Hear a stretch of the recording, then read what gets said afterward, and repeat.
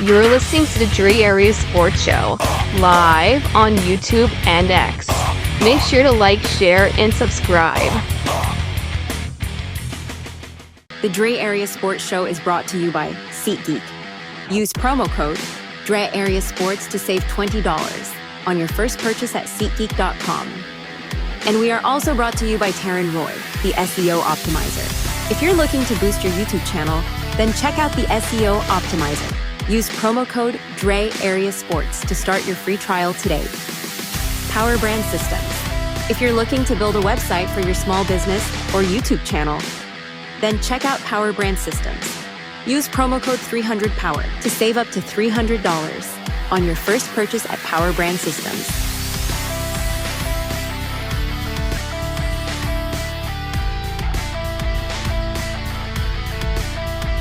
We'll see how that kind of shakes out. So as we talk about the defense, I did want to bring up a few other notable signings that I thought was pretty significant for the 49ers. And one of them was this one right here, which is they signed CJ West, their 4th-round pick out of Indiana. This is huge. I love this. I know CJ West is now wearing, I think, number 99. I didn't like the number 50. I didn't like that. But now he's wearing 99 because Alfred Collins changed his number. But anyway, I like this pick. I like the signing. I'm glad they've got this done again early, but you kind of have to. CJ West is officially a Niner under contract. I think he's going to make a big difference in our defense, especially against the run. I mean, kind of has to, right? That's why he was picked. I think, honestly, I really think CJ West has a higher upside than Alfred Collins.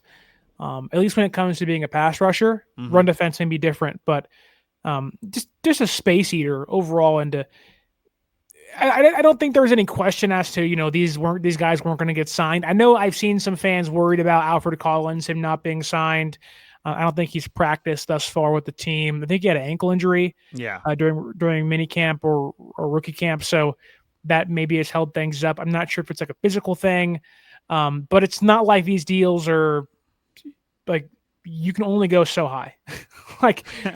there are limits as to how high you can do these deals now with the rules the NFL has in place with the bargaining agreement. So, but yeah, Wes is awesome. He was, I think, a lot of Niner fans draft crush coming out of this year's draft class out of Toledo or not Toledo, excuse me, Indiana. Yeah. And just to have him in your defensive line, the presence he brings on base downs, first and second down, and you get him with Saleh and you get him with Chris Kosaric, to have a space heater for the first time since DJ Jones is such a big deal. Like, we can talk about, Eric Armstead and all that. And Armstead was really good at doing that as well. Mm-hmm. But Armstead can also play outside and too, and gives you more of that, Mel Williams prototype of can play inside and outside and can do stuff for you with the long arms. But Wes is just that bowling ball. I want to run through centers and run through guards and just make him eat shit, really. And those guys are so valuable for you on defense. And absolutely. In San Francisco last year was pushed around so much up front on both sides of the football. Terrible. It was terrible. And you can tell there was a desire and an effort to say, not again. Not again. It's not going to happen again. They had to watch that every week and just get pushed around. Especially against Kenneth Walker and James Conner and Kyron Williams. The NFC West has really good running backs, and they're saying, nope, never again. And on top of that, they made one more signing, a big announcement, which was they signed Mel Williams, their 1st-round draft pick, number 11 overall, a draft pick that all of us analyzed and studied until finally on draft day they made their selection.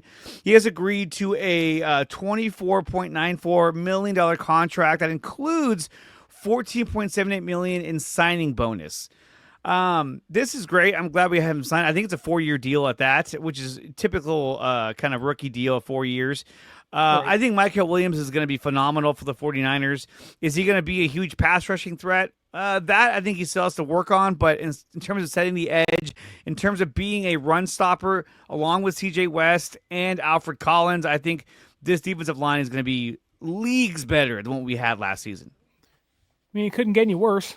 It couldn't get any worse. It's but yeah, I mean, you talked a lot about Mel Williams and what he could bring to the defense, and the long arms, the strength, and I don't know how much of the ankle hurt him last year. I think it'll certainly help us bend and giving him more twitch. But again, just having those hard-nosed dogs on your defensive line make a difference. Guys that, can go to war and play inside and play outside and take on tackles and take on guards and centers, and guys that aren't going to back down. San Francisco clearly valued getting more powerful to just smack dudes around and wear down. And that's the big thing here. You can have speed rushers and guys that have finesse moves that can do spins and are twitchy, and all those things are great. Those guys are valuable. James Pierce Jr. got traded up for by the Falcons this year with the Rams for a reason. And Mike Green was, a lot of people's first round picks on draft, on mock drafts for a reason, because those guys are twitchy and they can do things with the pass rush moves. But what really becomes valuable is when you have powerful, strong defensive linemen that can play 35, 40 snaps a game if you're lucky. Yeah. The guys have great stamina, but guys that can wear down offensive linemen. That way, late in games, when the game is close and it's a one-score game and Mahomes is marching downfield, and can you stop him with a 3-point lead in overtime? Can you get to the quarterback and bring him to the ground and get through a tackle or get through a Why did you say that name? I don't want to talk about Patrick Mahomes and trying to stop him. Okay, I've already been down that road. I can't do this again. But it's so valuable to have players like Collins and Williams and West, because those guys late in games will wear down offensive linemen to give your pass rushers, to give your speed guys, your Samos, your Yetur Gross-Matoses, and maybe if you're lucky, your Robert Beals can get back there and make a play late in the game and change the outcome. We should have won that game. We were a better team. Anyway, okay, so thank you for watching this video. If you want more of this content, then check out some of these recommended videos right here on your screen.